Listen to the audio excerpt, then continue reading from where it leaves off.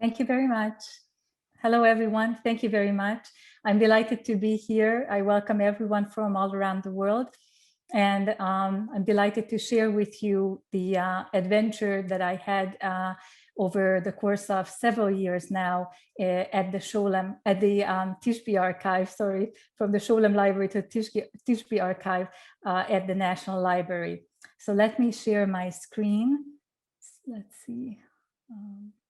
So the Tishby archives held at the National Library of Israel constitute a unique repository of personal letters, diaries, pictures, and literary writings of Isaiah Tishby, the celebrated scholar of Kabbalah at the Hebrew University.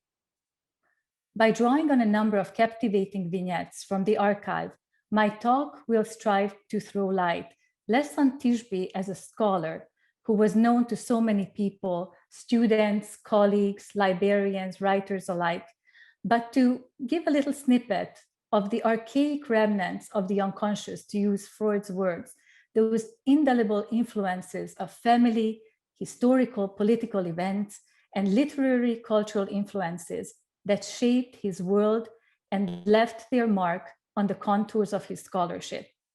The movement from the exterior to the interior characterized my own acquaintance with Tishby's archive through a chance encounter with his book of poems, Songs of Dark Moments, printed in 1932 in Budapest.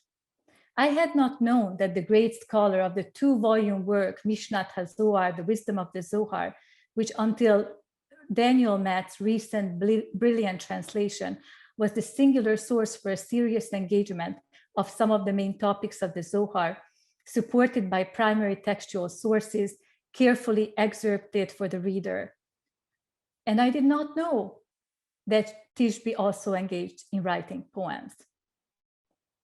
So as I read through the poems, brooding, dark, and beautiful, I found myself asking, who is Isaiah Tishby? Who is the man behind the scholar's mask?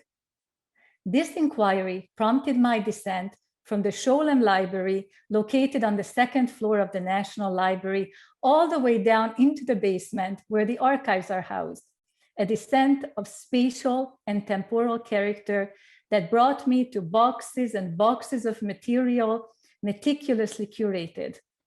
It is in fact clear to me that Tishby wanted to write an autobiography of sorts, or waited for someone to do just that, preserving everything from letters spanning a close to 70-year period with envelopes and stamps intact, even florist cards, congratulatory notes sent to him when he won major awards through early literary works, novellas, poems, journalistic pieces, and even a diary, to class lectures and notes, as well as correspondence. So my aim today is to introduce you to Isaiah Tishby, the person whose life intersected in so many ways with major events and ideological currents of the 20th century. Recent scholarly discourse has placed great emphasis on the human gaze, on the way we look at things, the sensory mechanism by which we absorb so much information around us. The archive for me represents a speculum, a mirror that allows us to gaze into the material remnants of a life and its contextual backdrop. We will follow today Isaiah Tishby by focusing our gaze on his life in 3 acts that will touch upon major themes from the 20th century Jewish and Israeli history. The first one will be the dissemination of Zionism in Transylvania. The second one will be the Holocaust, through a series of personal exchanges between Tishby and his sister Leia, a survivor whose poignant letters depict the struggles Jewish refugees faced when coping with personal trauma, displacement, and immigration. And 3, we will look at the questions of language and identity that left their indelible mark on Tishby's poetry and other creative writings.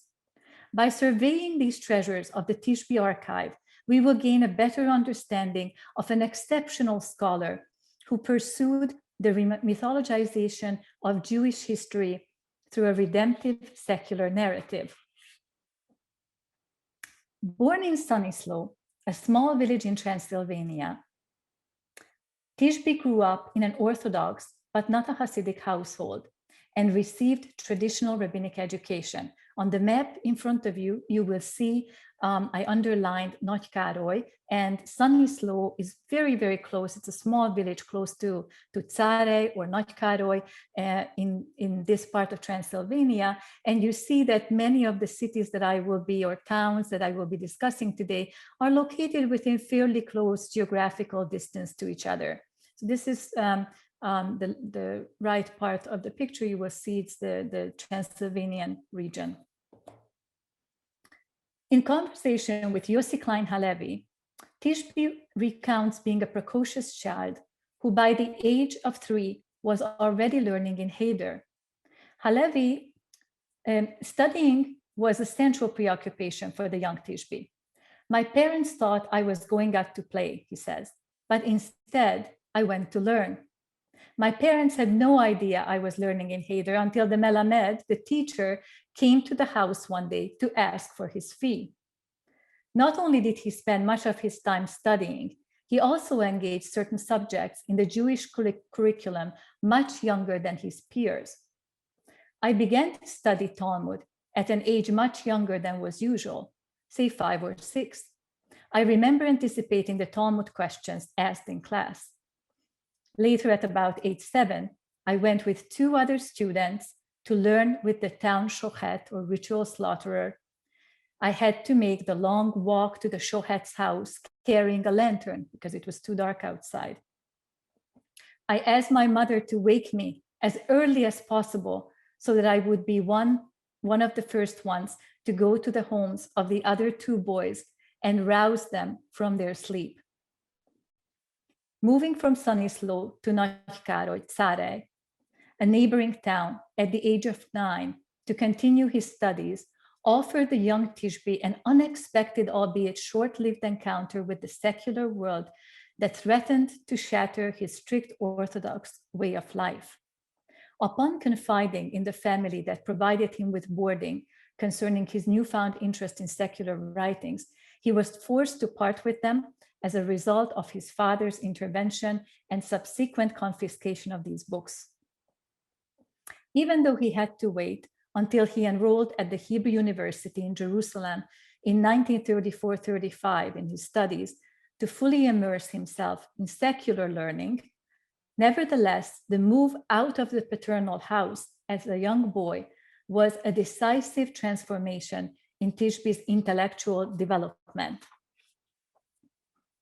Following the traditional Orthodox educational program, Tishby continued his studies in yeshivas in the Transylvanian towns of Nagy Károly, Szatmár-Németi, which on the map you see in front of you is just above Nagy Károly, and Hunyad.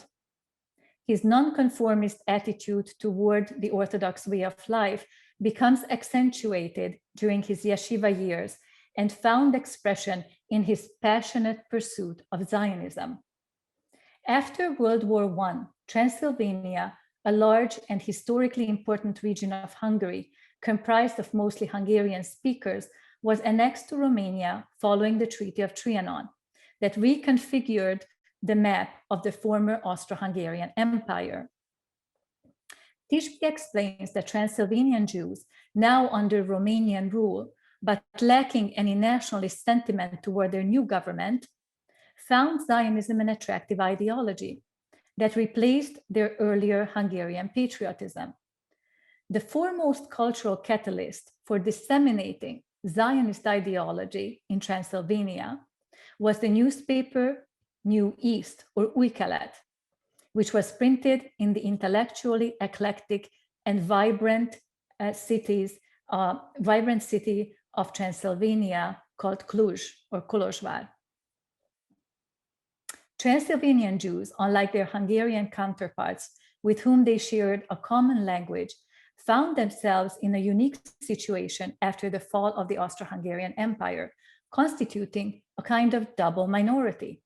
First, among the annexed Hungarian population, and second, within Romanian society.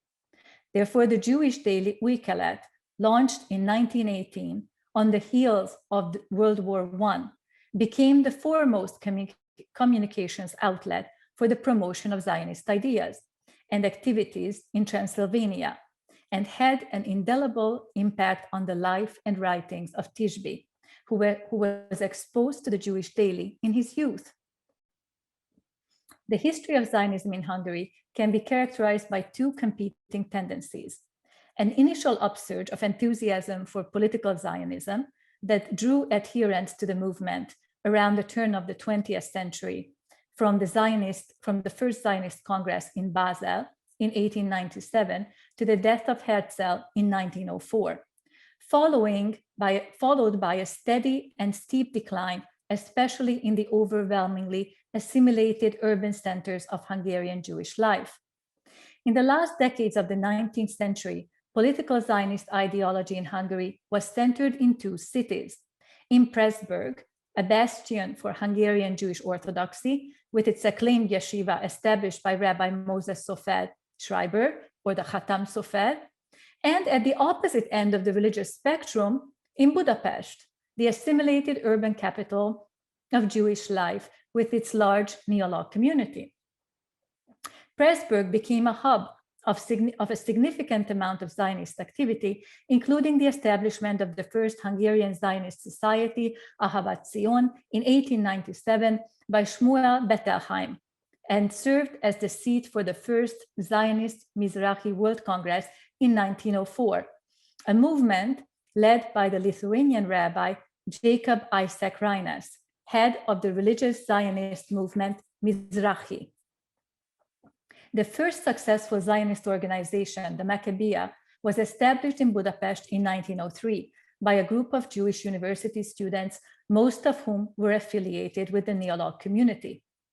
Peter Heber argues that the creation of the Maccabeah signaled the transfer of Zionist political activism from the Orthodox periphery, Pressburg, to the assimilated capital, Budapest, where it continued to wield a moderate influence, forever wrapped in the tricolors of red, white, and green of the Hungarian national flag. However, in the absence of a charismatic leader, a newspaper dedicated to the Zionist cause, and a national institutional body, Zionism ostensibly failed to rally a large number of followers to the Zionist cause in Hungary. As Hungarian Jews enjoyed unprecedented economic and social mobility in the first decades of the 20th century, their focus turned to assimilation and patriotism for Hungary, which they regarded as their new Canaan. The leading Jewish paper in Hungary at the time was Egyenlőség, or Equality, edited by Miksa Szabolcsy, and served at the time as the main cultural platform for assimilated Budapest Jewry, reinforcing the message of patriotism not for a future Jewish state, but for Hungary. Szabolcsy and his newspaper represented the majority of assimilated Jews in Hungary, who viewed any promotion of Zionism as a competing and ultimately irreconcilable ideological concept with Hungarian patriotism. A very different political situation emerged, however, in geographical regions where Hungarian-speaking Jews found themselves as a minority within a minority after World War I. As mentioned earlier, the Treaty of Trianon that marked the end of the First War resulted in the territorial division of the Kingdom of Hungary, with large land transfers of sizable, albeit minority Hungarian-speaking population to neighboring nations, including the Republic of Czechoslovakia, the Kingdom of Romania, Slovenia, Croatia, and the Kingdom of Serbia. Transylvania, a large and historically important region of the Kingdom of Hungary, comprised of a high percentage, and in certain areas, such as Székelyland, the majority population of Hungarian speakers, was annexed to Romania at this time. The foremost cultural catalyst for the dissemination of Zionist ideology in Transylvania, as I mentioned before, was Új Kelet, or New East, printed in the intellectually eclectic and vibrant Transylvanian city of Cluj or Kolozsvár. Unlike earlier Zionist publications in Transylvania, established in the first decade of the 20th century, such as Zion, which was established in 1902, Zion Zeitung, in 1904-6, Ahavat Zion, and Erdélyi Zsidó Lapok, or Transylvanian Jewish papers. Unlike these were in circulation only for brief periods of time, but Új Kelet, in fact, celebrated its centennial anniversary in 1918 as one of the oldest Jewish newspapers in history. The paper was initially launched as a weekly on December 19, 1918, printed on cheap packing paper due to severe paper shortages at the end of the war. But by 1920, on the heel of its overwhelming success, it was turned into a daily publication and ran in that format until 1940. During the 1940s, the paper's circulation ceased, but was restarted by one of its founding editors, Ernő Márton, in 1948 in Tel Aviv, shortly after his immigration to Mandate Palestine. The circulation of the paper increased steadily from close to 3,500 copies in 1919 to a robust 15,000 to 20,000 daily copies in subsequent years of its operation. One of the founders and foremost proponents of Zionism in Transylvania, Dr. Chaim Weisburg, was born to a land-owning family in Transylvania, studied law in Budapest, was active there in Zionist student organizations, and fought in the Austro-Hungarian army as a volunteer, a really fascinating life. Captured by the Russians, he was sent to Siberia, where he learned Hebrew and established a Zionist group among the other prisoners. Weisburg was relentless in taking the necessary steps to establish an outlet for the communication and propagation of Jewish nationalist ideas and activities with exacting and high journalistic standards. Weisburg took advantage of his visit to Vienna to recruit from among the Hungarian Jewish emigres living there at the time, shortly after the fall of the Red Revolution in Hungary in 1919. These Jewish intellectuals, many of whom were highly qualified journalists, writers, and novelists, sought refuge in Vienna in an effort to escape the White Terror, a counter-revolutionary political suppression meant to punish those who participated and supported the communist revolution in Hungary. Motivated less by Zionism than a readiness to resume their vocation, these writers were eager to join the staff of Új Kelet and arrived in Cluj thanks to Weisburg's generous financial assistance and creative, albeit illegal, ingenuity in procuring fake passports on their behalf for prompt travel.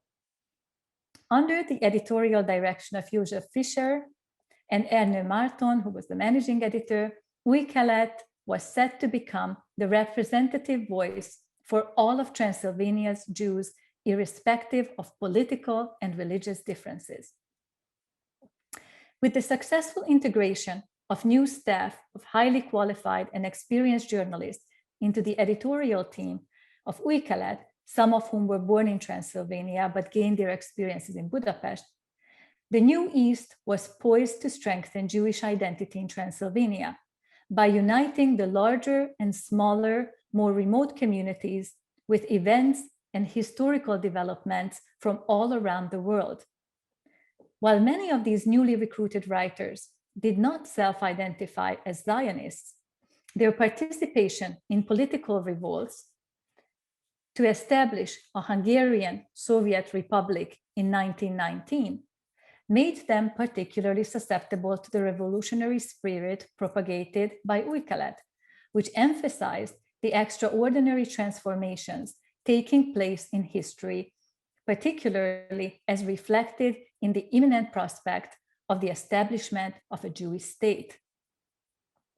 Set out clearly in the founding manifesto, the editors of the newspaper aimed to frame the content of Új Kelet in such a way so as to connect the Jews of Transylvania with the main historical and political events taking place on the national and international stage. The opening sentence of the manifesto recalls and displays an unequivocal similarity with the Communist Manifesto, articulated by Karl Marx and Friedrich Engels, an editorial decision to underline the agenda that the paper emerges at a critical moment in history in order to serve as a medium that abets the transformation of Transylvanian Jewry. The propagandistic focus of the paper to reorient attention from West to East, hence the title, the New East, and toward the Jewish national direction in an effort to provide a voice for the Zionist program, is also sharply defined in the manifesto. Using the platform of culture, politics, sports, and current events, the newspaper aimed to be active, even militant, in fighting against any form of repression, persecution, not only among Jews, but all oppressed classes. The editors managed this challenge to be progressive while continuing to remain loyal to a nationalistic cause through cautious balancing of information that oversaw the reporting of events, literary sources, and opinion pieces, all in the service of shaping a new communal and individual Jewish identity based not on passivity, inwardness, and repression, but on an informed, active self-determination. Let us now read together the manifesto of Új Kelet, or New East. A great revolution is sweeping through the entire world that will transform the nations and poses new challenges to Jews as well. The hope of national restoration has glimmered like a torch before the Jews throughout millennia of exile and has illuminated the dark and arduous paths of Galut. The Új Kelet, or the New East, serves as the voice of progressive nationalistic rural Jewry. We will support Jewish interests and goals. Új Kelet will fight not only on behalf of persecuted Jews, but also for all oppressed classes. On the pages of Új Kelet, we will feature Jewish culture, and we will strive to recruit the best and brightest in our nation to address the Jewish community.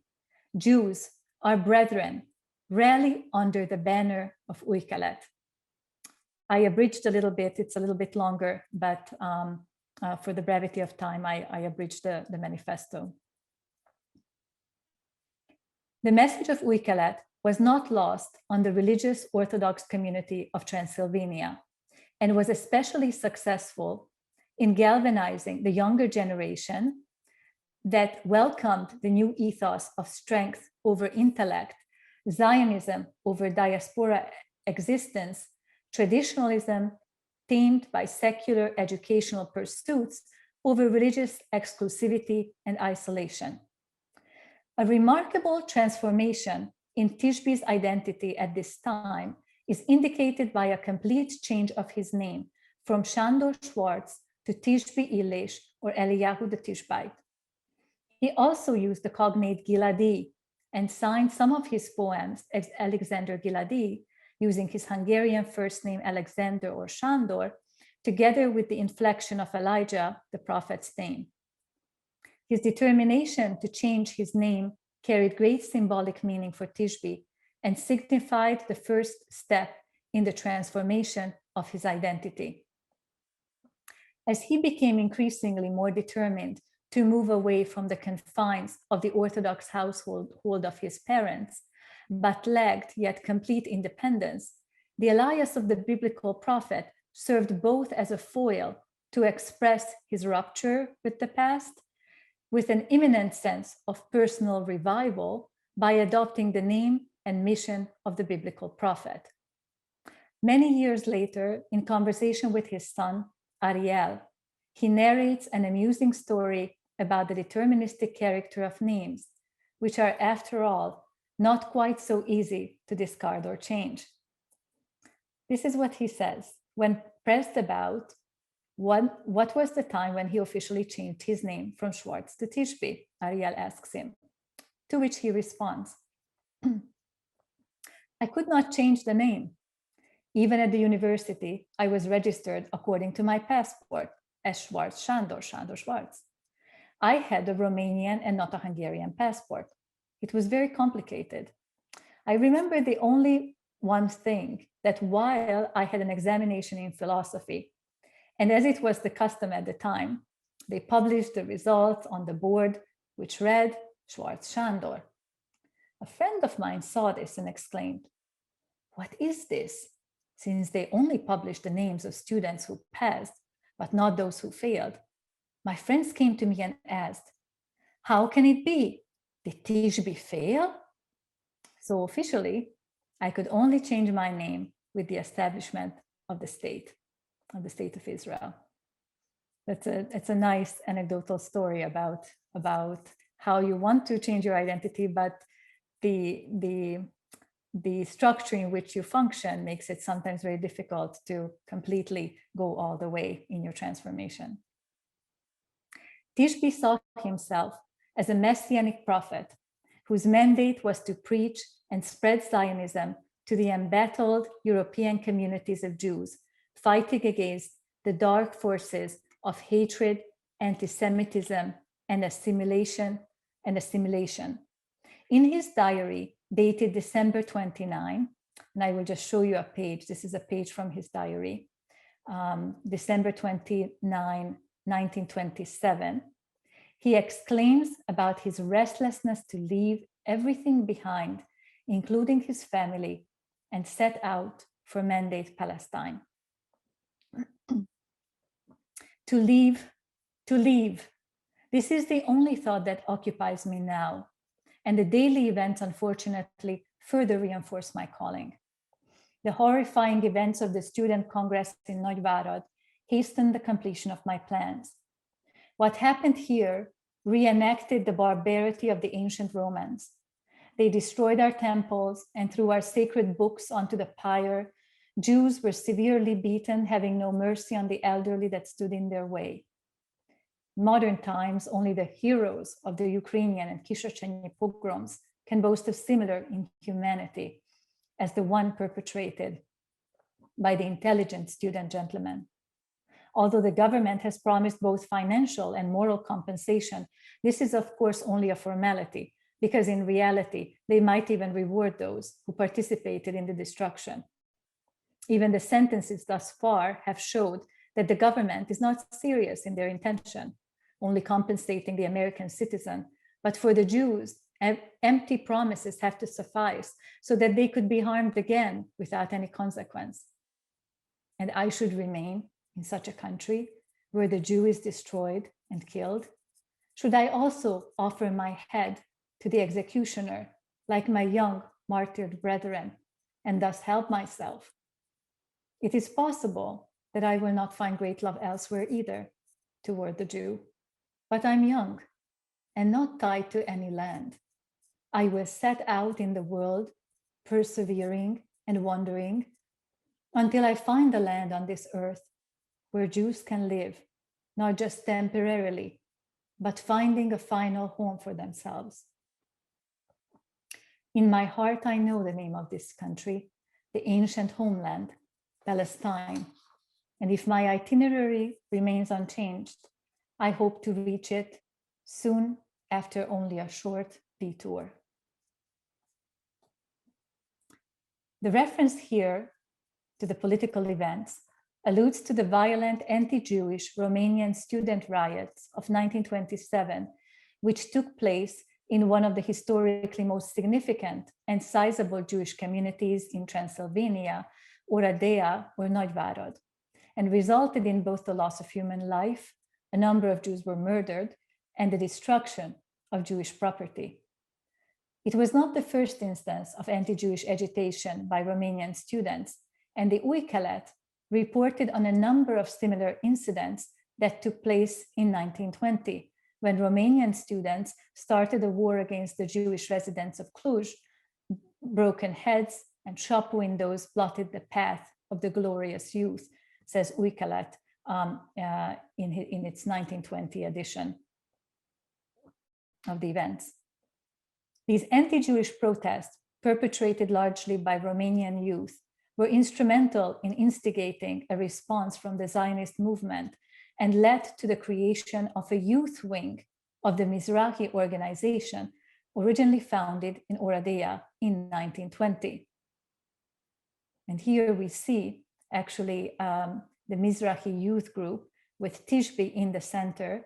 And on the right of him, and I'm not 100% sure, but it may be his very, very close and dear friend, Solomon Goldstein, who was the editor of a paper established by this youth Mizrahi organization, which Tishby played an instrumental role in, not just in its activities while he was still in Transylvania, but once he moved to Vienna and Budapest, he wrote the newspaper, and I have many of his correspondence with Solomon Goldstein, which he calls Babish, my friend Babish, and he keeps up with the events of the Mizrahi youth organization and keeps sending them poetry and journalistic writings, and sometimes even translations from Hebrew to Hungarian. So he's very much and very closely involved with the activities of the Mizrahi youth organization. In fact, numerous Zionist activities in Transylvania were organized by youth groups, such as Hashomer, which was founded in 1922, which was formed on the Anglo-German Scout model. In 1929, this group split into two factions.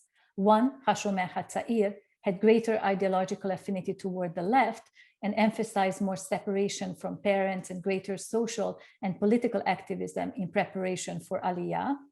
The other group, with centrist but liberal leanings, was called Hanoar HaTzioni.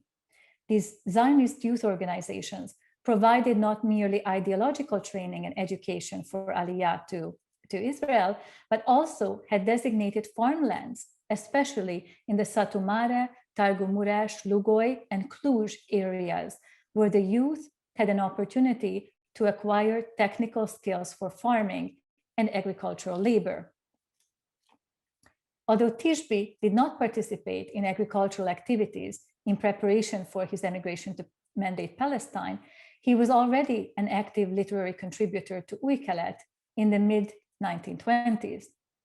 In 1925, 3 poems of the young 17-year-old Tishby were published in Új Kelet, each one appearing in a special supplemental section, aptly called Föld, or Eretz, or the Earth, which was intended to offer readers in-depth coverage on a focused topic directly related to aspects of the land and those who work it. And we see, as you see on the screen, most of the images that this special supplement contained had references to workers, people working the land, the flora and fauna of the land of Israel. So that was an important topic covered and shown through pictures in this special supplement.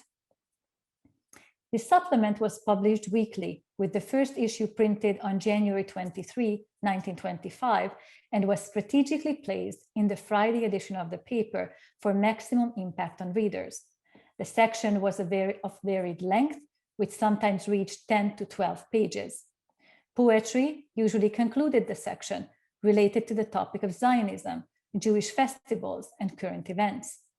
One of the interesting features of this supplement was the frequent use of visual images that would either depict scenes from daily life in the old country, Transylvania, agricultural workers, farms, rural landscapes,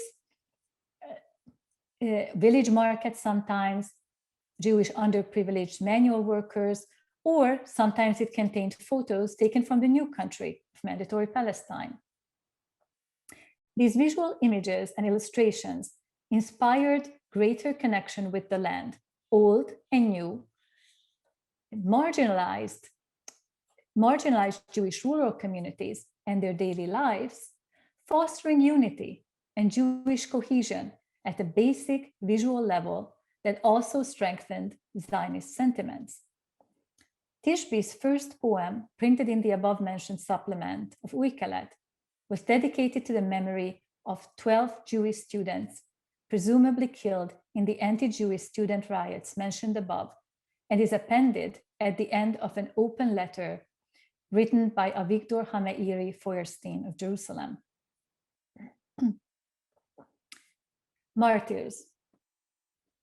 Wave the remains of shattered dreams. Let hope like a torch blaze, like a lonely flicker. Proclaim with pride, we are alive, we are alive. In the throes of fierce tempests frightened, we are not. Let thunder come and may peaks be washed away, because Jacob's house will stand mightily above the pyres.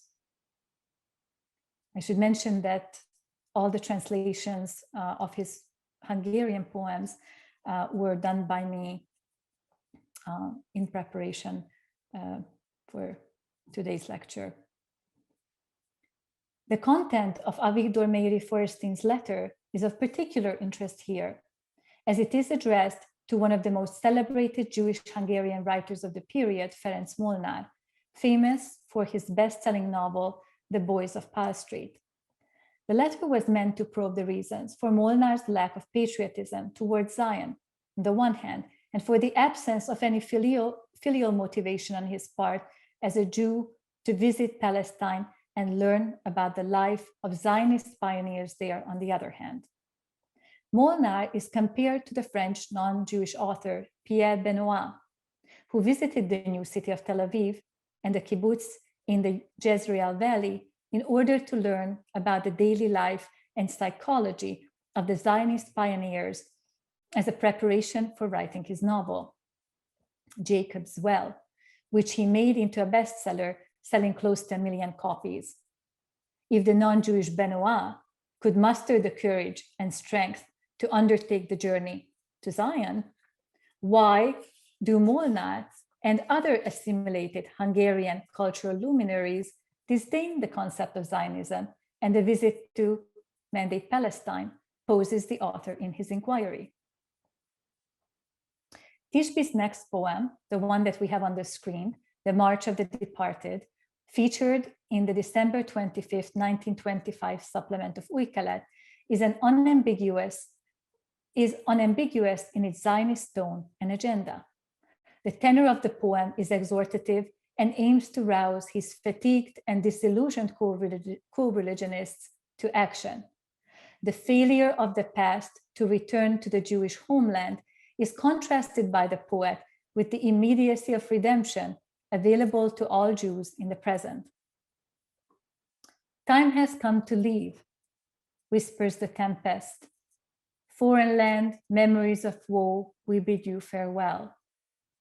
Ships without a sail, we have been upon high seas, wholesome seeds waiting to be ground by the wheel. Persecuted across the world, not a refuge to be found. Walking stick of trusted friend, the time has come. Goodbye. Enough of the wandering. For our homeland we depart.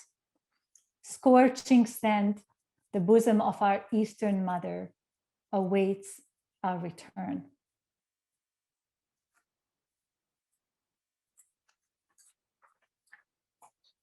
Around this time, Tishby also wrote a number of plays and novellas with explicitly Zionist themes, which have to this day remained unpublished and in the archives. In a play titled Back to the Land, presented in 2 acts, we encounter a group of young Jewish refugees, 3 young men and a woman, gathered in the waiting room of a train station, with a rabbi and an old man also present. Nahum, a muscular, strong Jewish young man, becomes a verbal advocate of leaving, but not for just any country, exclaiming that he could never leave for South America. He explains to the others that he has heard the voice of the land of Israel deep within his soul that beckoned him back to the ancient earth. Each of his friends responds to him in this belief and offer prominent articulations of anti-Zionist attitudes. Barry, for instance, suggests that if Nahum makes it to Jerusalem, he will not be able to avert the endless cycle of wandering and persecution, even there, and will be forced to sell sundry cheap wares like shoelaces to make a living. Barry's arguments are grounded in the stereotypical images of Jewish professions, while Nahum looks forward and toward the future as a landowner, a free person in Zion, who lives off the land by cultivating it, watering, sowing, and harvesting. The tension between the anti-Zionism of the Friends and the enthusiasm for returning to Zion professed by Nahum creates the rhetorical framework of the play and gets resolved by the eventual emigration of the entire group to the land of Israel, where even those who doubted, such as Barry, witnessed the realization of the Zionist dream. Tishby saw himself as a prophet with a mission to preach Zionism on the written page in newspapers and books, as well as verbally from the pulpit. It is therefore not surprising that his public speeches in synagogues and in other institutions in Transylvania animated a new generation of Jewish youth. Tishby's indelible influence is faithfully recorded in the autobiography of Yosef Klein Halevi, who says the following: "For my father, Tishby Illich was indeed a messianic messenger, appearing in a forlorn corner of Transylvania to save those Jews forgotten by everyone but their enemies. Inspired by Tishby Illich, he joined the town's tiny Bnei Akiva group. Klein Halevi's father came from a similar religious anti-Zionist Orthodox household from Nagykároly, and he credits Tishby's writings as a young journalist and his Zionist sermons for his own turn towards Zionism. He says, one day it was announced that the famous Tishby Illich was coming to speak in town. Tishby Illich was a journalist who wrote passionate appeals urging Hungarian Jews to flee to the land of Israel before it was too late. Tishby Illich's real identity was hidden. His name was a Hungarian pseudonym, meaning Elijah, the Tishbite, the prophet who will announce the coming of the Messiah. And so, when Tishby Illich came to Nagykároly, the synagogue was filled with curious Jews, my father still a child among them. Everyone was stunned. Tishby Illich turned out to be a Nagykároly boy, the son of one of Rabbi Yoelish's, Yoel Teitelbaum's, most prominent Hasidim. There's no future for us here, said Tishby Illich. No matter what we do, the Goyim will hate us for our wealth, for our poverty, for our capitalists, for our revolutionaries, for being tribal separatists in Nagykároly, for being pushy assimilationists in Budapest. There was only one solution: extract the Jews from exile and return them to the land of Israel. This is the end of the quote from the memoirs of Yossi Klein Halevi. Tishby viewed Zionism less as a philosophical ideology and more as politically and existentially vital to the future of Judaism. Tishby, unlike other Jewish intellectuals who emigrated to mandate Palestine in the first decades of the 20th century, like his mentor Gershom Scholem, regarded Zionism not as a failed experiment from which one can extricate oneself, but saw it in more messianic, albeit secular terms, as the return of self-governance to the Jewish people in the ancient homeland. Tishby's story as a thinker and scholar is unique and offers a novel, more nuanced portrait of a leading intellectual of the 20th century whose attitude towards Zionism was both influenced by and diverged from other prominent thinkers of his time. I will close this first section of Tishby and Zionism with this very interesting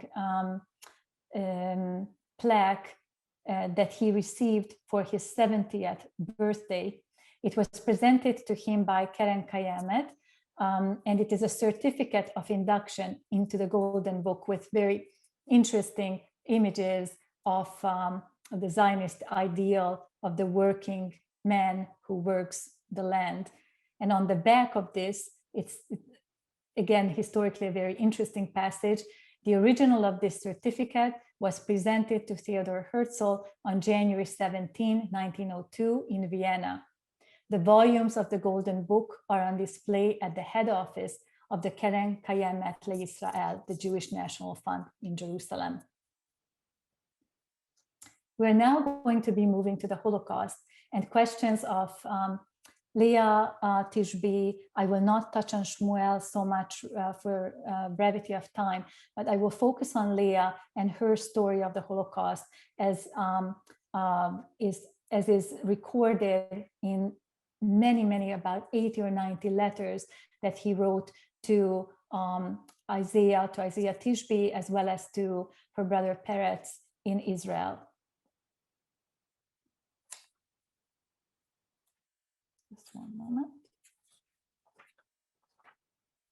Tishby's first book, published in 1942, The Concept of Evil in Lurianic Kabbalah, contains the following dedication to his parents: to father and mother who are imprisoned in the kingdom of Satan, yearning for imminent redemption. Le'aba ve'ima hakluyim b'malchut ha'satan u'metzapim legeula krova. Both of the parents were murdered in Auschwitz, taken in 1944 and murdered in Auschwitz. But the parents were not the only ones affected by the Holocaust. From among his four brothers, he and Peretz, who had already emigrated to Israel in 1937, survived. His older brother Abraham died in a forced labor camp, while Shmuel, his younger brother, and Leia, his only sister, were taken to Bergen-Belsen and Gelsenkirchen, respectively. Leia worked for the Krupp company and also for in a military factory for some time. The next scene of Tishby's life will take us through a bevy of letters and correspondence between Leia and Shmuel and Isaiah, providing a glimpse not only into their relationship, but onto historical events and personal vicissitudes that shaped the post-World War reality in Europe and Israel. Leia Tishby survived the Holocaust, and during her stay in one of the Jewish refugee camps in Sweden, acquired an important role for herself as a Zionist educator for fellow refugees, teaching Hebrew and organizing learning events about the land of Israel. In her letters, she tells us about her thirst for knowledge and learning that is available to her brothers, but not to her. It is Zionism that provides her a neutral secular space where she, as a woman, can express her voice.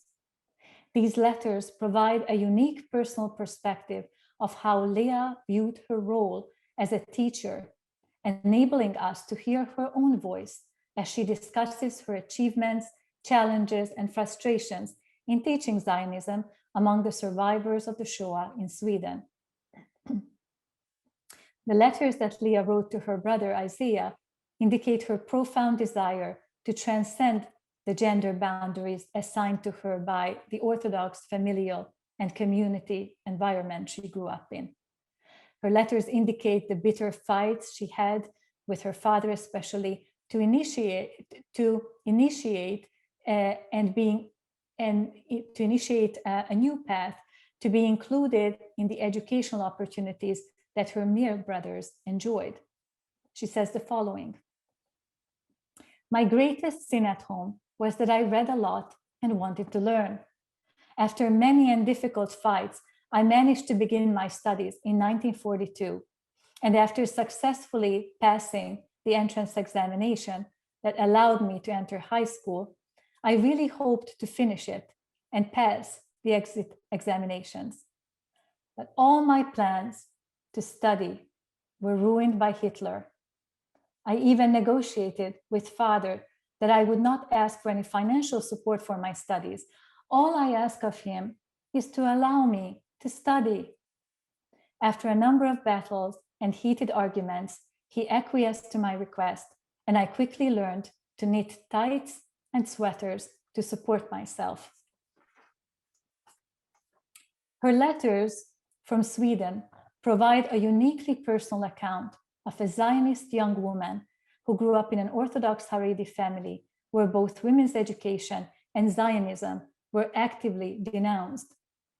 When she pens her letters from Sweden, two of her brothers, both Isaiah and Peretz, had already emigrated to Palestine in the 1930s, and what gave her hope and life after the horrors of the Shoah was a new life in Eretz Israel together with her brothers.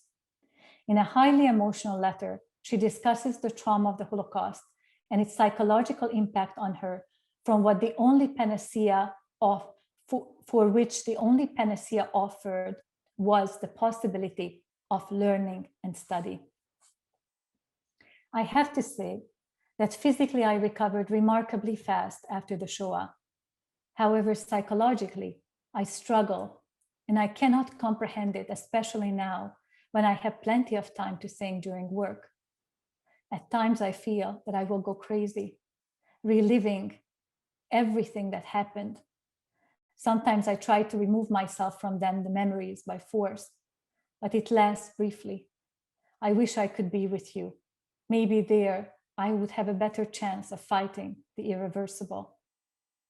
This is why I'm so glad to study now, for you should know that when I learn, the whole world ceases to exist for me, and I live only in the books. Now I can almost see your face as you're about to ask what I like to learn. So I shall answer you right away. Everything. Everything that is scientific and academic. Unfortunately, at home, I had very few opportunities, and the little I managed to learn happened after grueling fights with our dear parents, as you yourself know, how opposed they were to secular education. In Sweden, Leia finds both an outlet and a need for her ambition to spread Zionism and Hebrew education, in spite of frequently complaining of not having the appropriate resources and support to carry out the task. While staying in a refugee camp in Oribor, in Sweden, she has to sustain herself by working in a local textile factory. She earns just enough money to buy food and basic clothing for herself, and each day waits to receive word regarding her request to immigrate to Israel. At this time, the Keren Kayemet Yisrael engaged in propaganda to disseminate Zionism among the Jewish refugees and enlisted Leah's help in this work. Leah's letters provide a glimpse into the difficulties that she encountered in her role as a Zionist educator among the refugees. Everything is only beginning now, and I'm responsible for all aspects of the work.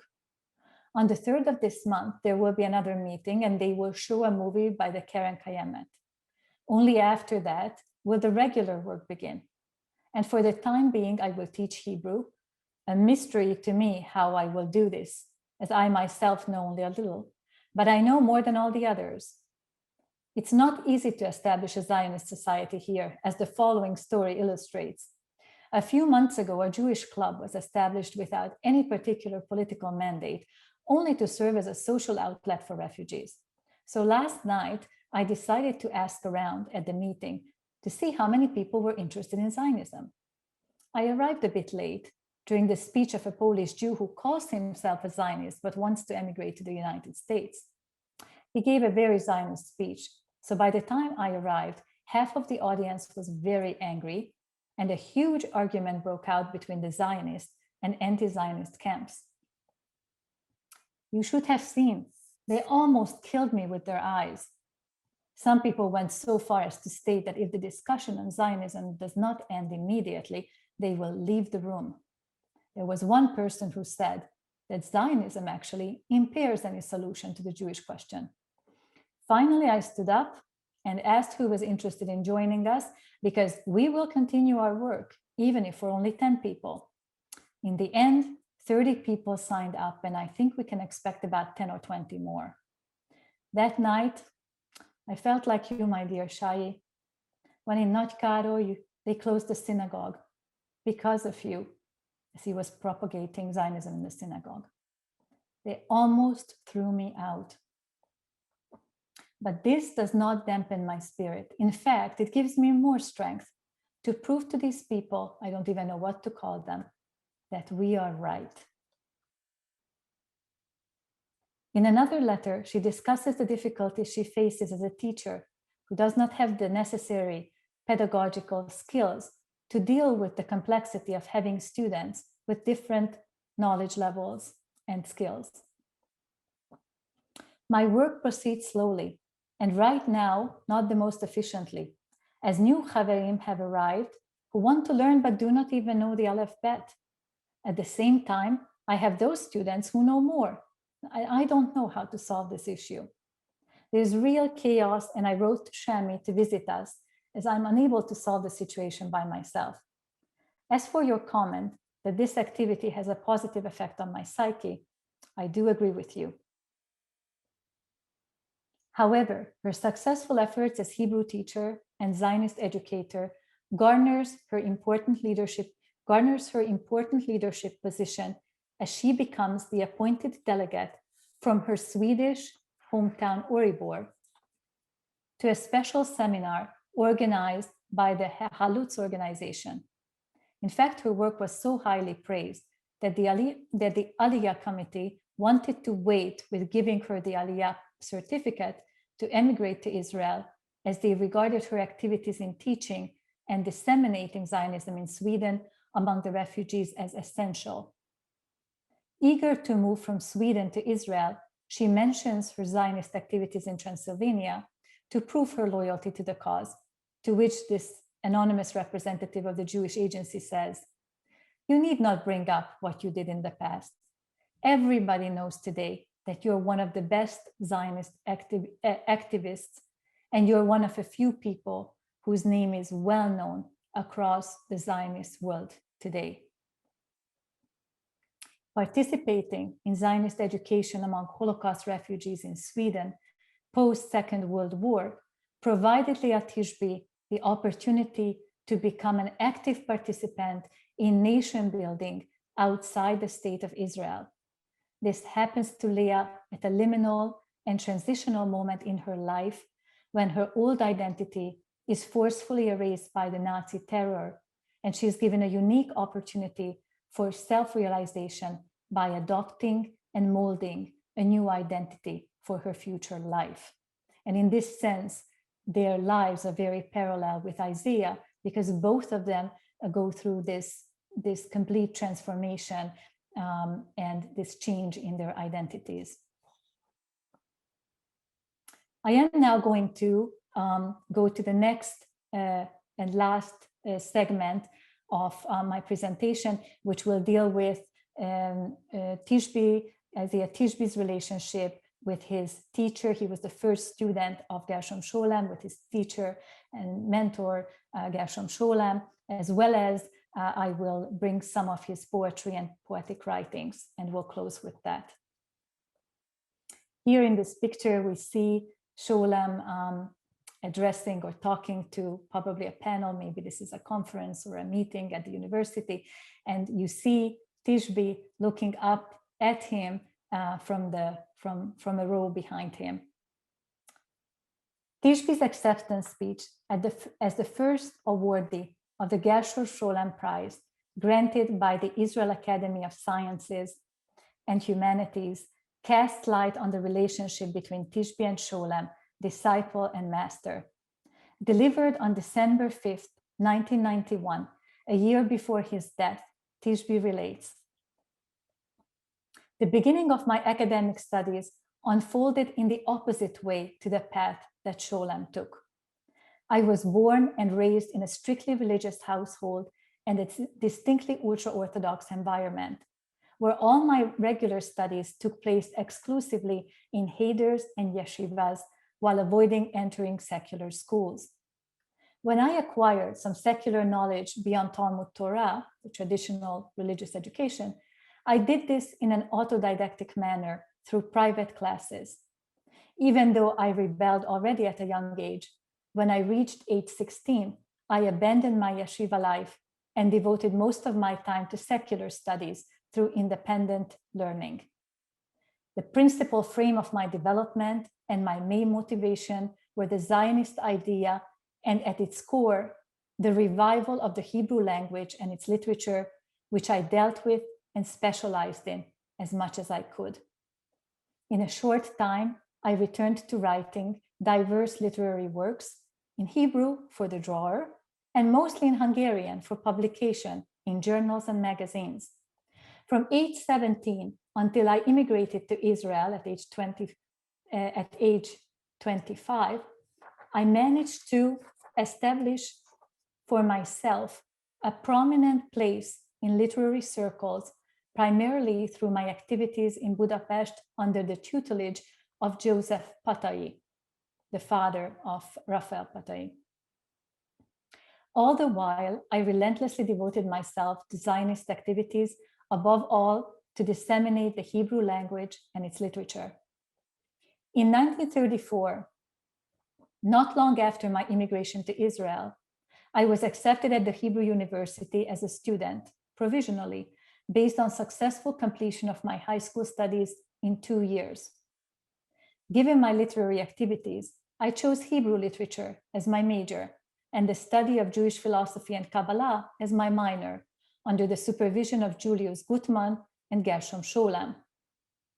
However, after a brief interlude, I decided to change my major to the study of Jewish philosophy and Kabbalah, with a focus on the theory and textual sources of Kabbalistic sources, out of admiration for Gershom Scholem's pedagogy, based on lectures and exercises in the reading of the Zohar. This is the first answer to the question why I chose Kabbalah as my primary field of specialization. At the outset of my studies in Scholem's Bet Midrash, in this small study group, in the basement of the National Library at Mount Scopus, I became familiar with a small group of students, 3 young people well known to me, who were ahead of me by a year or 2, Fania Scholem, née Fania Freud, who became Scholem's second wife, Chaim Wiersubski, and Nathan Rotenstreich. And since they were my seniors, they saw me as a rookie who is just starting out.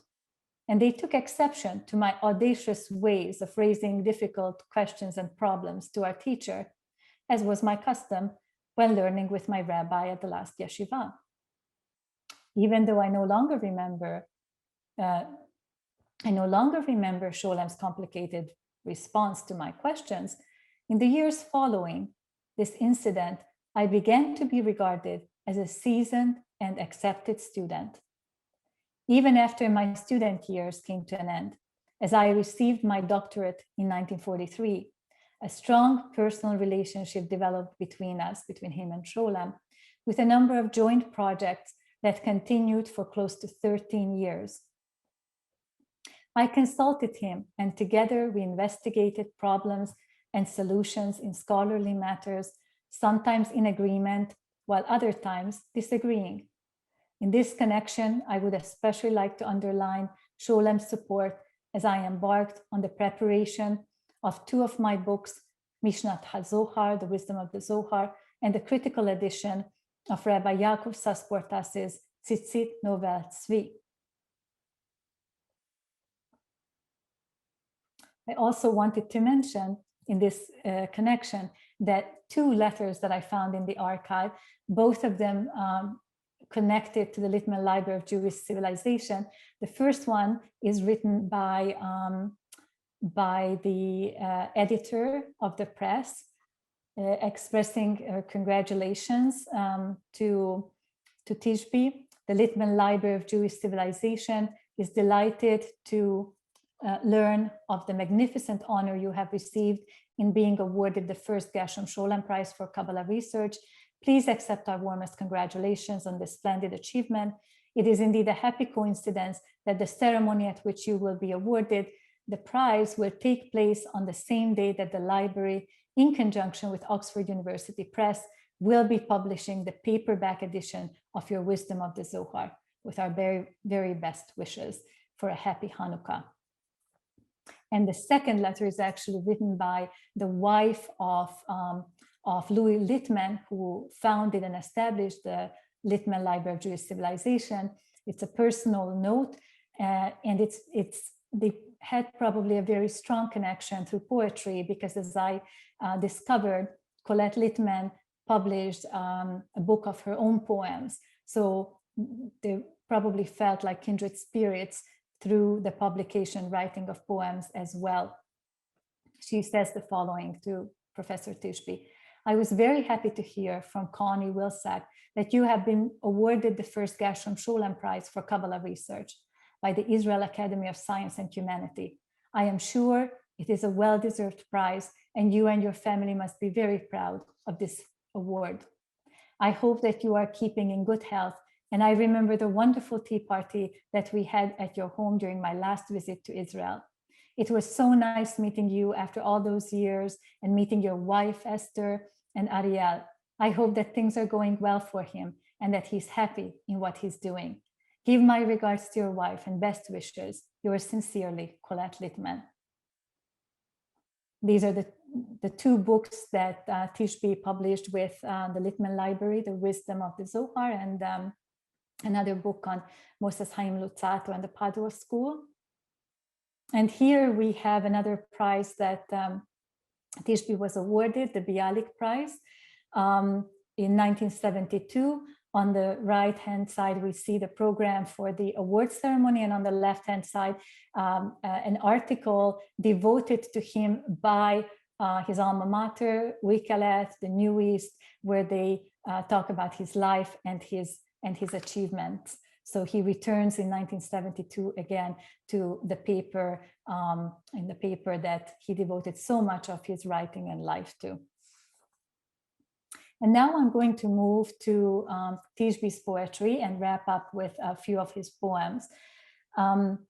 Even though Tishby had published selected poems in various journals and magazines, such as the New East and another Hungarian, very important Hungarian Jewish paper called Past and Present, Múlt és Jövő, it was the publication of Song of Dark Moments that established him firmly as a poet. In these poems, he juxtaposes a self that is ruled by Satan and the demonic, contrasted by images of his father and mother, who are portrayed as pious, saintly, and blessed. And this volume of poems was published in 1932 in Budapest. Festival. No temple or prayer, and even God retreats into fog, assuming his throne, while the warm glow of braided halot, like a legendary lighthouse, blazes upon pillars of yesteryear. And yet we celebrate. Far away, candles of piety have been lit. Mother, adorned in a white apron, fiddles with a Bible, wiping away her tears secretly. At the head of the table, Father sits, hunched over with an ancient mystery hidden in his eyes, in the portals of his glasses. Black flags sway, while my little brother plays with a cat. Then Father's command thunders, while festive soup steams in bowls. And here, also here, a festival. Dark and gloomy celebration. A newly bleached blanket turned gray, rags covering its torn flesh. I lie here alone. The mercury of the thermometer runs high, flames scream upon my forehead as the highways of my soul are overrun by wheelbarrows of death. Alone. Alone. No man or woman knocks on my door. Only he, the shadow king, sneaks about my bed, suddenly crawling toward me, skeletal arms encircling my neck, forcing an icy kiss upon my lips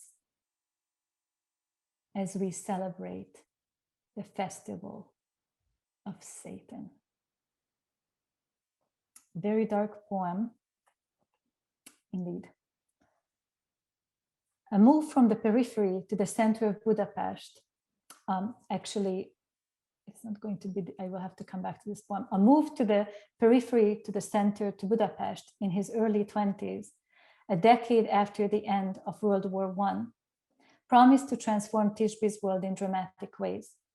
A largely industrialized and cosmopolitan city with a vibrant cultural life, theaters, and literary circles and cafes where the economic and intellectual elites mingled were juxtaposed to the dire poverty of workers without access to education, proper housing, and healthcare.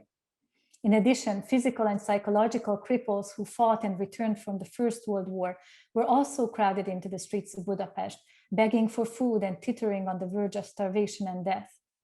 Tishby's move to Budapest opened his eyes to the darker side of the capital's life, and his impressions are finely recorded in a number of poems in his first anthology.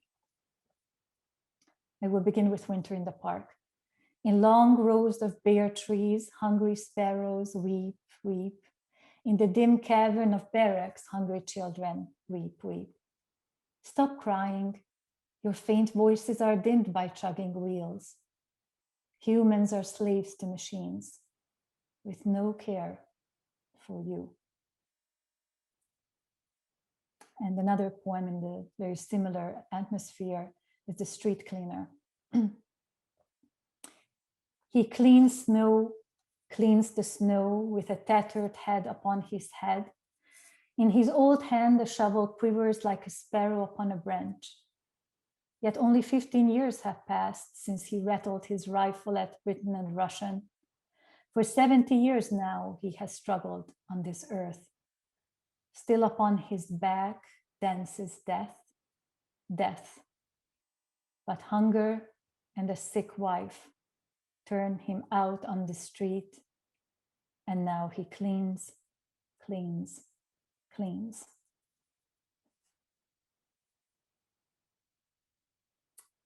In these poems, Tishby assumes the cherished role of an outside observer who describes figures on the margins of conventional society. Both Winter in the Park and The Street Cleaner reveal a deep social conscience and sensitivity of a commentator who sees exclusion, poverty, and hunger. These poems are unmistakably influenced by the French symbolists, in this case particularly Arthur Rimbaud. His poem, Les Affairés, the Frightened Ones, Rimbaud's poem, depicts 5 destitute Christian children peering into a bakery in an almost cartoon-like presentation of these figures, living in a dark cavern, completely rejected by society. In another early poem, Tishby gives voice to a profound existential search for the self that has to be hidden away for the time being and may never have a chance to re-emerge from the dark pit into which it was cast. And with this poem, this will be the last poem that I will bring today. In search of myself, the search for my fleeting self is in vain. I have been dragged too far on eagle wings of time. It took me to its nest on a dark mountain top and sealed its opening with rocky slabs. Thus, when I meander the cliff's edge, I listen to the laments of myself locked away. I would whisper awesome secrets into my ear, those I pilfered from the book of life, but my voice falters and cannot penetrate the rock. One day I will find myself at the bottom of a black crypt, but there these secrets will freeze upon my tongue, and the demon of silence shall take its seat at the edge of my lips.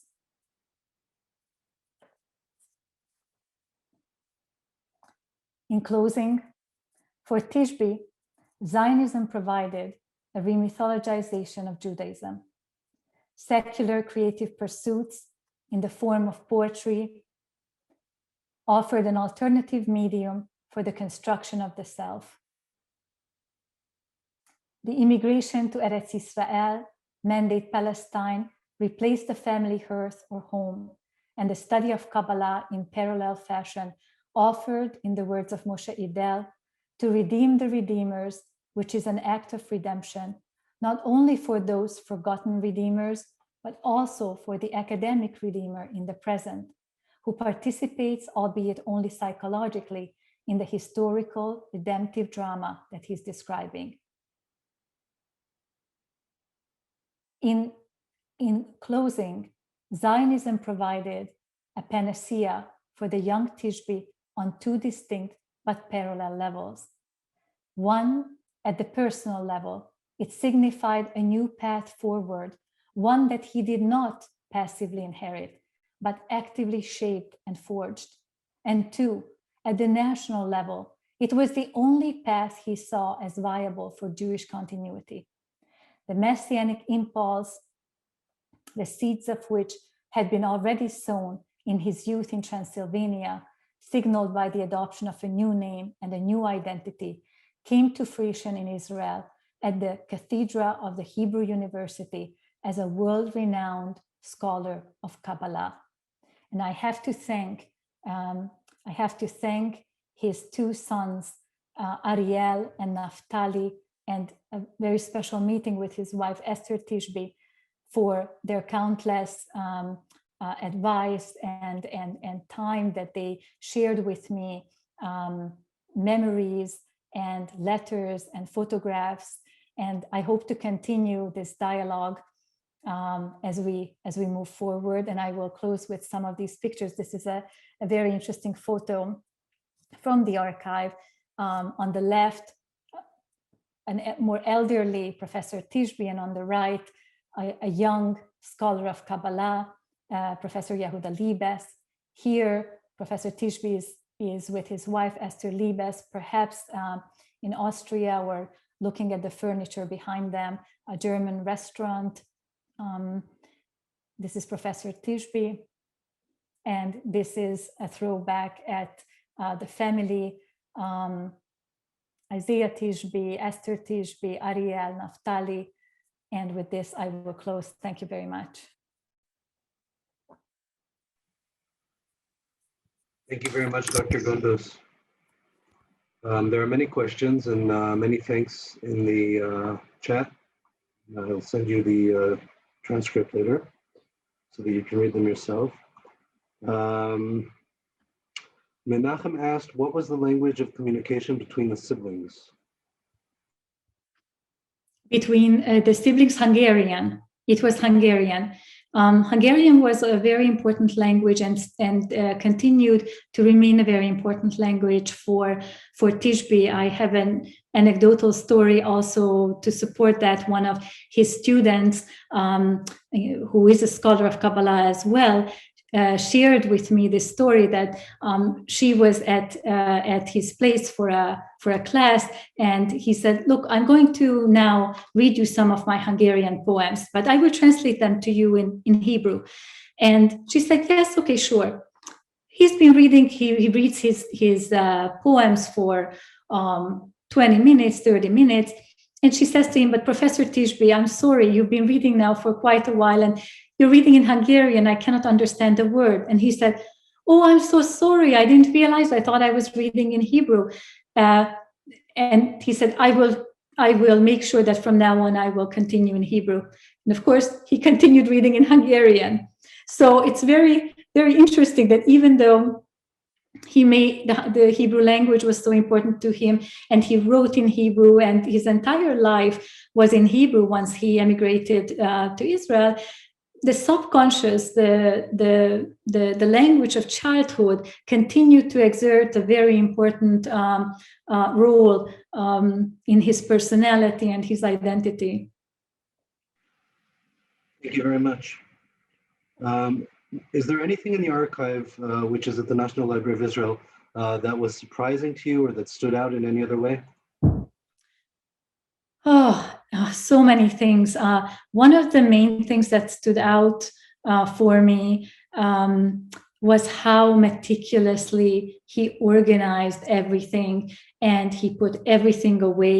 And of course, how meticulously the archivist Matan Barzilai, who was the person who cataloged everything for the library, he certainly followed suit and kept everything in excellent order, but he put everything away, as I said, really stamped envelopes. So it was such a delight for me to enter this archive, and everything was organized, and the life was narrated through these letters in a wonderful way that we often say, oh, why didn't so and so keep this, or why do we not have access to letters and archival information? We would be able to know so much more about historical events.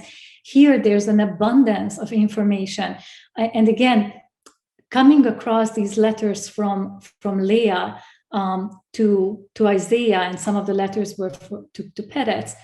They were just, to see into this woman's soul and challenges and difficulties, but also the amount of joy that Zionist education brought to her in Sweden after surviving the Shoah. She tells us in one of her letters that she was 38 kilograms when she arrived in Sweden. So it's a miracle that she managed to stay alive. And then she says, but I'm working.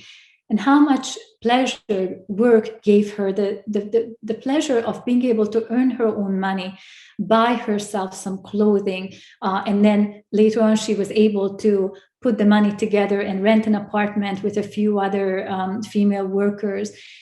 The undescribable joy that this brought to her, to go through this, I was really humbled, really humbled by reading her account. Yes. Thank you very much. Tishby was born with the name Schwartz, and apparently changed his name several times.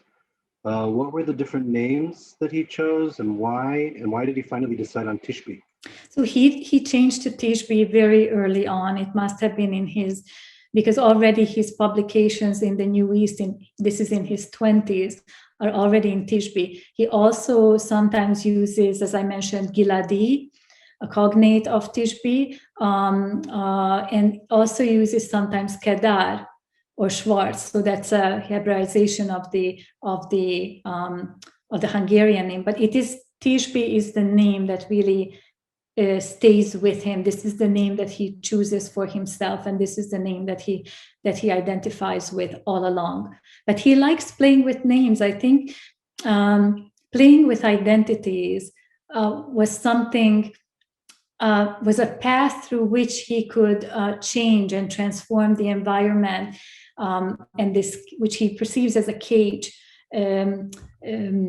that he's able to transform and release himself from this cage of Orthodox religious household that he was born into. So name change was, I think, one of the first ways that he is unlocking that cage and opening that cage. That's one of the first keys to his independence and forming his own path and shaping his own path. Did he explain why he chose Tishby? I haven't come across anything, but I have to say that I have not yet completed the entire, having gone over all the material at the archive.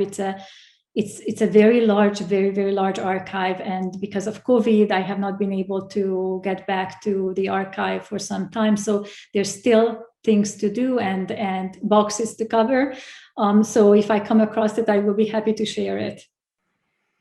Thank you very much. We have time for one more question before opening the microphones for everyone here to thank you and to ask any further questions. Could you please tell us more about what happened to Isaiah Tishby's younger brother, Shmuel? Did he make it to Israel after the Holocaust? Yes, so Shmuel had a very interesting trajectory.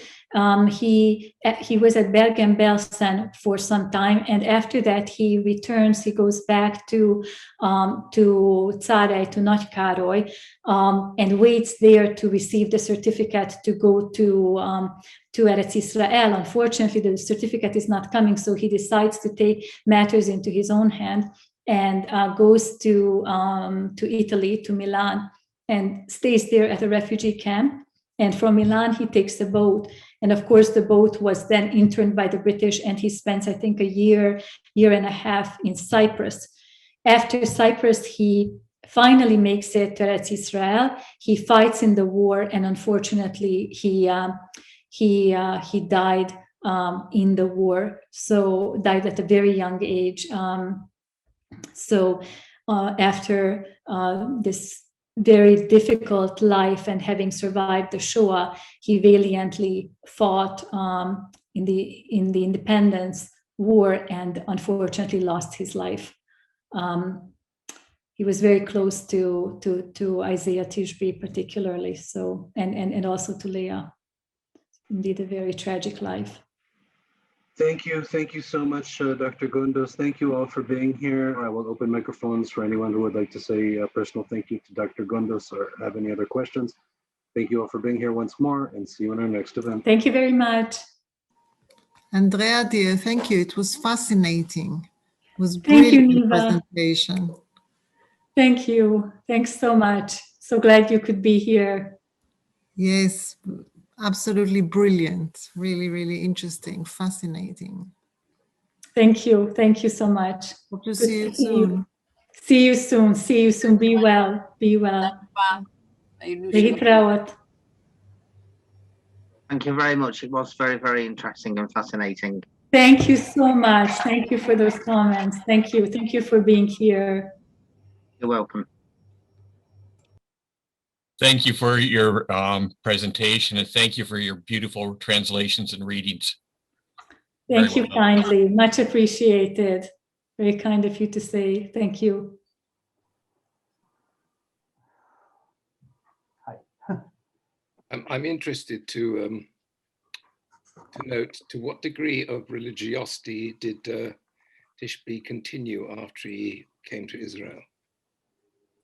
That's an interesting question. I think he continued to be traditionalist and Masorti for a while, because I remember coming across a letter where I just had a sense that for Hol HaMoed he wasn't working, but I'm wondering if that was still at the time before he came to Israel. So I'm not sure if Ariel is still, or anybody from the family. I'm here. Oh, could you address this question? Yeah, I please? believe Thank I you. can give you some testimony from first hand, you know. Wonderful. And Andrea, first of all, many thanks. You do a wonderful job. But I want to say about the religious, about the question. Yes, please. To be honest, my father was a great rationalist anyway. Rationalist, yes. And the truth is that we grew up in a very Jewish home. You could say Masorti, traditional, and my father took us to synagogue in the holidays. But to be honest, the one who preserved the tradition more strongly was my mother, who grew up as the 7th generation Palestinian, yes, born in Palestine. And so from people from the old Yishuv, yes, Tzfat, Haifa, Tveria, Jerusalem. So the truth is that my mother insisted on having Kiddush in Erev Shabbat much more than my father. My father became a great rationalist, and my brother follows him very keenly.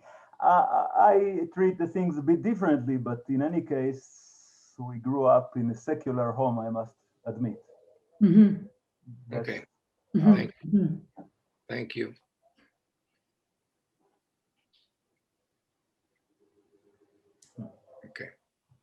Thank you. So I guess, are there any more questions?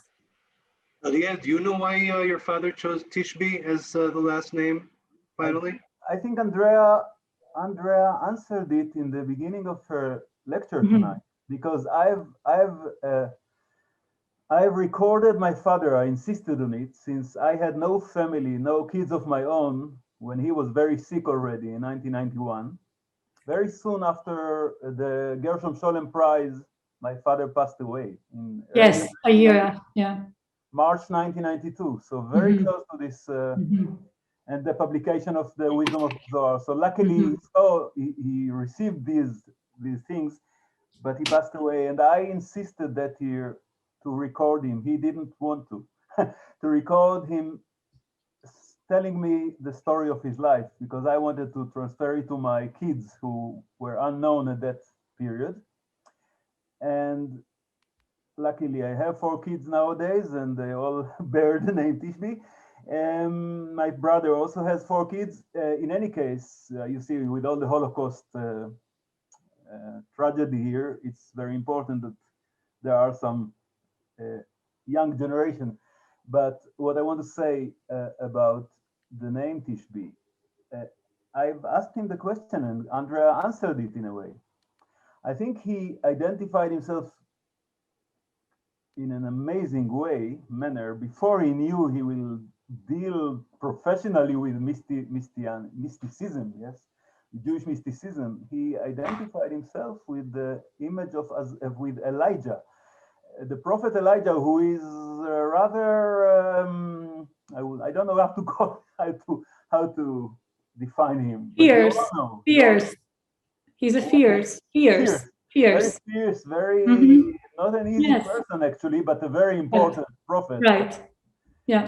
Oh well, the Nevi'ei Habal in the Carmel and all the stories of Elijah are not that easy. He's very fierce, but my father was also a sort of a man of extremities. You can see it in his poems, and your translations to English are amazing. And thank you. Andrea. So he all the time talked about Or ve'choshech, Or ve'ofel, and going from the darkness of Europe to the light of Israel, actually. Palestine, of course, is. And the truth is that he absolutely saved his life by the making Aliyah so early, as an illegal tourist. Yes, he stayed as an illegal resident until the establishment of Israel. He came as a tourist and didn't return, and this is the way he saved his life. And that's why I gave that title. By the way, it was 1933, 1935, so they were not 1937. They immigrated in 1933, and Peretz came after him in 1935. 35. Yes, and undoubtedly he saved his life because he was not strong enough, like his sister Leia or Shmuel, to survive the terrible cruelty of Auschwitz, etc. Yeah, but I think he identified himself with the image of Elijah, mystically speaking. Yeah. We are very happy with the name Tishby, by the way. We as a young family, we had no identification with the name Schwartz. There are many Schwartz in Brooklyn, in New York, in different parts of the world, some cousins, faraway cousins, etc. But we were very happy that he changed his name, to be honest. This is like throwing the galut, yes? And we were born as Sabres, so I think we like the name, even that it has no Ashkenazi sound. it is, no Eda, nobody knows. No many Tishbis in Israel, actually. Yeah. Do you sometimes get the question whether you're related to the winemaking Tishby family? Yes. Yes. Yes, I have a friend in the museum who is named Paolo Recanati, and he says our common thing is that we are both related to wine. And well, Tishby, unfortunately not. their name came from Bialik, and their name was also turned into Hebrew. I don't remember for what, but it was Toshav Shfeya Be'eretz Israel. That was offered by Bialik, and it has nothing to do with Isaiah Tishby. And also not Noah Tishby, the famous Noah Tishby, the celeb Noah Tishby, if you know. Yes, right. The same one. Yeah, my brother has a daughter with the name Noah. Right. Not so many Tishbis in. No. Thank you so much, Ariel, for your personal outlook. Thank you so much, Dr. Gondos, for your wonderful lecture. Thank you all for being here. Thank you, everyone. Laila Tov. Bye now.